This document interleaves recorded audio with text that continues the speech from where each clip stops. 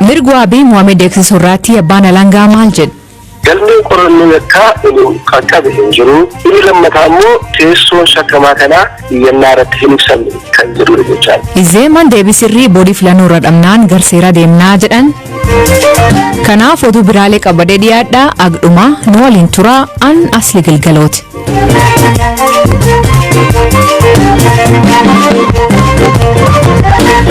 Dhaggeeffattootni oduutiin jalqabaanii paartiin lammiilee Itoophiyaa haqa hawaasummaa fi Izeeman filannoo Itoophiyaa marsaa ja'affaa rakkoo hedduutu irraa mul'atee jedha. Paartichi ibsa baaseen tibba filannoo fi filannoon booda rakkoolee 400 ol boodii filannoo beeksisee deebii eeggachaa jira jedha. Barreessaan olaanaan paartichaa obbo Abaabaa Akaaluu boodiin filannoo deebii sirrii yoo hin kennin garseera deemnaa jedha. የስድስተኛው ሀገር አቀፍ ምርጫ የመጨረሻ ውጤት እስከሚገለጽ የምንጠብቀው bu'aan filannoo marsaa ja'affaa inni dhumaa hanga ibsamutti kan eegnu yoo ta'u tibba filannoo fi filannoon dura naannolee filannoo Izeemaan irratti dorgome irratti rakkoolee mudatanii fi yeroo yeroon boordii filannoof kan beeksisaa turre. Boordichi xiyyeeffannaan ilaalee murtee sirrii ittiin kennu yoo ta'e dhimmicha akkaataatti gara seeraa geessin dursinee uummataaf ifa goona. Danqaalee wayita filannoo nu mudatan bu'uura seeraan gaafachaa caasaalee paartichaa caalaatti cimsinee gara hojii kan seennu ta'uu keenya beeksisuu feena. ይበልጥ በማጠናከር ወደ ስራ የገባን መሆኑን ለማሳወቅ እንወዳለን። Duftaan Izeemaa Yeshiwash Asaffaa paartichi Finfinnee naannoo Amaaraa fi naannoo Kibbaa keessatti rakkoolee mudatee akka ture dubbata. እንደሰማችሁት በጣም በብዙ ችግሮች የታጀበ ነው የነበረው። ይሄንን ግን akkuma dhageessan rakkoolee hedduun kan irratti mul'atan ture. Kana garuu abbaa murtii goonee kan kaawwanne boordiin filannoo osoo waa hin jedhin nuti homaa jechuu hin dandeenyu. Rakkooleen mudatan 420 ol gara boordii filannootti arginee jirra. Finfinneettis naannoo Kibbaattis naannoo Amaaraattis rakkooleen mudatan boordii filannoo fi koree nageenyaa filannoo mootummaan ijaareef dabarsinee jirra. Kanaaf murtee isaanii eegna. Sana booda garuu akka dhaaba guddaa tokkootti akka dhaaba itti gaafatamummaa qabutti ejjennoo qorannoo irratti hundaa'e kan yeroo dheeraaf dubbachuu dandeenyuu fi uummata Itoophiyaa madaalu tarkaanfachiifna. Haga sanatti garuu naamusni Itoophiyaaf izeemummaa keenya itti fufa. ኢትዮጵያዊና ኢዜማዊ ጨዋነታችን እንደቀጠለ ይሆናል ማለት ነው። Waxabajjii 21 guyyaa filannoon geggeeffamee taajabdoonni Izeemaa naannoo Amaaraa fi Kibbaatti garbuufata filannoo hin seenne dhorkamanii akka turan paartichi komatee ture. Gareen taajabdoota gamtaa Afrikaa filannoon Itoophiyaa marsaa ja'affaa hanqina qabaatullee karaa amanamummaa qabuun geggeeffamee jedha. Haa ta'u malee boodiin filannoo Izeemaa irraa komiin xalayaan dhiyaateef akka hin jirre himanii garuu deebii kennuuf hin hojjannaa jedhan.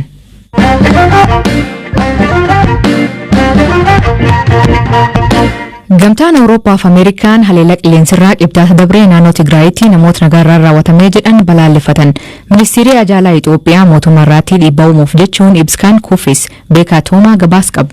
haleellaa qilleensarraa gabaa togogaa kaabalixa magaalaa Maqaleetti kibxata darbee raawwatamee lubbuu namoota nagaa hedduu galaafateen akka malee yaadda'eera gocha balaaleffatamuu qabudha jedhe ministeerri Haajaa Alaa Ameerikaa. Humnoonni nageenyaa namootni haleellaa kanaan miidhaman yaala fayyaa akka hin arganne dhorkaa jiraachuu gabaasaaleen amanamoo jiru ka jedhe ministeerichi kun fudhatama hin qabu jedheera. Gamtaan Awurooppaas haleellaa itti yaadamee namoota nagaa irratti raawwatamu akka kana nan balaaleffadha jedhe. Mootummaan Itoophiyaa haleellaa lammiilee nagaa irratti raawwatame jedhame kana ni waakkata. Dubbiimaan raayyaa ittisa biyyaa Itoophiyaa Koloneel Geetannat Adaanaa ibsa har'a gaazexeessitootaaf kennaniin haleellaan raawwatame hidhattoota TPLF guyyaa wareegamtoota kabajuuf walitti qabaman irratti malee namoota nagaa irratti miti jedhan. Dubbiimaan ministeera Haajaa Alaa Itoophiyaa Ambaasaadar Diinaa Muuftiis haleellaan namoota nagaa irratti raawwatame hin jiru jedhan ibsa har'a miidiyaaleef kennaniin. እዚህ አብስትራክት ተፈጸመ መንግስት ዜጎችን አጠቃ ብለው መግለጫ የሚሰጡ ሰዎች mootummaan haleellaa qilleensarraan lammiilee nagaa miidhee jedhu namoonni akkana jedhanii ibsa kennan waa'ee filannoo seena qabeessa kana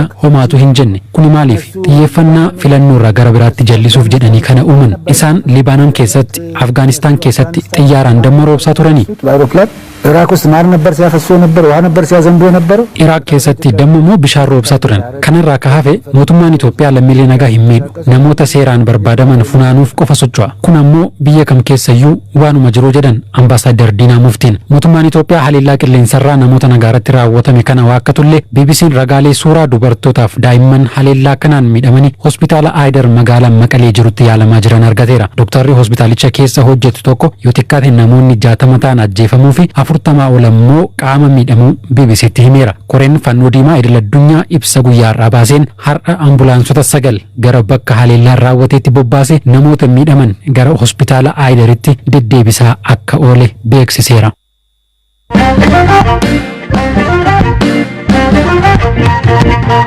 Mootummaan Itoophiyaa lammiilee isaa biyya Saawud Arabiyaa keessa rakkachaa jiran hunda torba lama keessatti gara biyyaatti deebisuu yaaluu jirra jedha. Dubbi himaa ministeera dhimma alaa Itoophiyaa Ambaasaadar Diinaa Muftiin lammiilee kunneen gara biyya deebisuuf waan hojjechaa jiran hima.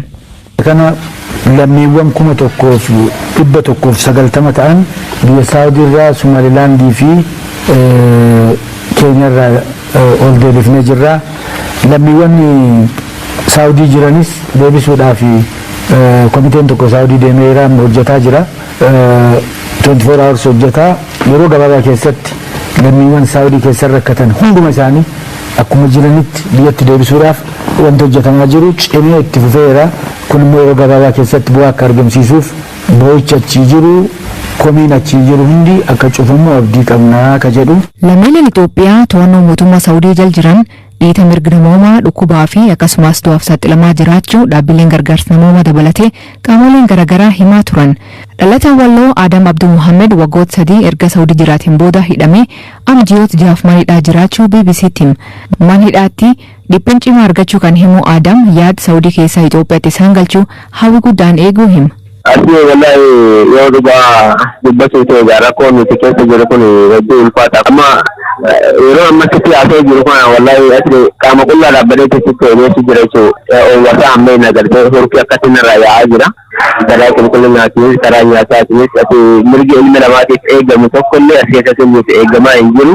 Silaa rabbiin laafuma lubbuun suniitiin keessaa baatee yoo baatee turaa jira malee akka isaaniitiif silaa kaasa dhumee ture hin jirru jechuudha.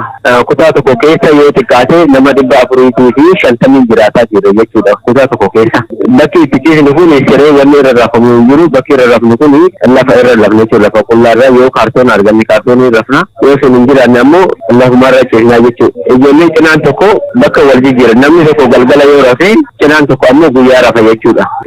Rakkoo inni lammataa ammoo gama nyaataatiin jechuudha. Nyaata sunii qixxaa tokko yookaan qurxii tokko nuu fidanii bishaanii xiqqoo gommaa xiqqoo tokko jechuudha. Kana yeroo lama irra dhuguu hin dandeessu. Guyyaallee ruuzii adii sunillee guyyaa tokko numa dhufaa guyyaa tokko immoo nu hambisanii guyyaa dhuftanii nyaata sanii silaagaa namni beela nyaatuu ilma danda'aaf malee waa gadi afaanis garaatti dabarfatuu dandeessu namni. Inni sadaffaa ammoo namni yoo dhukkubsate as keessa namni tokko yoo dhukkuba namatti daddarbuun qabame waan mana kutaa tokko kana keessa jiru yoo xiqqaate nama hedduutu ofirraa daddabarsuu danda'a jechuudha. Kutaan keessa jiru duraatti namni dhukkubsatee namni akkama gaggabee namni nurraa du'ee nurraa baafamaa ture jechuudha. Akka namni yaalamuuf akka wanti hundi manni isaa akka nu sirraa'utu yeroo gaafanne nyaata lagannee nyaata fudhannee hanga namni dhukkubsataan nuuf yaalamutti jennee waggaa jennee nyaata guyyaa lama guyyaa sadii waggaa nyaata lagannee itti mana dhiisan malee waa tokko furmaata jummaa nu godhin itti nu dhiisan jechuudha. Waggaa benninii fi dheebiin nutti jabaatu waggaa saniin booda nyaanni sun akka nuuf galu ofumaa keenya eeyyamanna jechuudha. Mee har'a ministeerri dhimma alaa ka Itoophiyaa ibsa baasee warra Saawud Arabiyaatti rakkachaa jiruu fi lammiilee Itoophiyaa ka Saawud Arabiyaa jirtu torbaan lama keessatti galchuuf deemnaa jedhanii kuniin akka nama achi keessatti rakkachaa jiru yookiin achitti ji'oota dheeraa hidhamee maal si dhageessisa? Baay'ee takka waan nama gammachiisudhaan jechuudha. Garuu akkuma ammaan dura torbee darbeen duratti haasa'amaa ture sanii kanuma haasaa qofaa ta'ee kanaaf yoo ta'e ammas furmaanni kan argamu yoo ta'e kun rakkoodha jechuudha. Garuu akka isaan amma odeessaa jiran kanatti yoo furmaanni kan argamu ta'e akka hidhamaa tokkotti baay'ee takka gammachuu guddaatti natti dhaga'ama. Ayyee rabbiin isin gargaaru. Ayyee galatoomaa.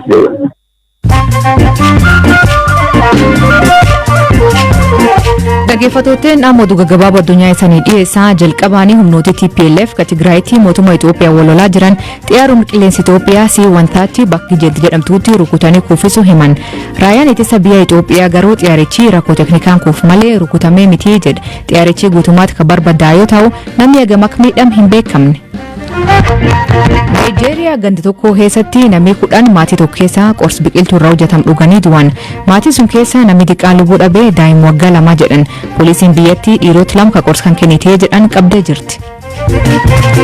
Oduun haati Afrikaa kibbaa al takkaatti daa'ima 10 deettee jedhu oduu sobaa jedhu qorannoon dhiyeen kanaa oduun tun gabaafamtee addunyaa waliin geetti. Qorannoon fayyaa ka agarsiiftutti haadhituun dhiyeen kanaa ulfaayyuu hin turree jedhu. Kanadaatti awwaalii dhibbaan lakkaa'amu manbarnoota bulmaata akka turetti argamu himan. Torbaanota muraasa dabree manuma kanaatti reeffi ijoollee 215 argamu biyyattiitti. Manneen kakkan jaarraa 20 keessa mootummaan Kanadaa dargaggoota biyyattii jiraatan fudhattu gochuu fi hundeessee jedhan.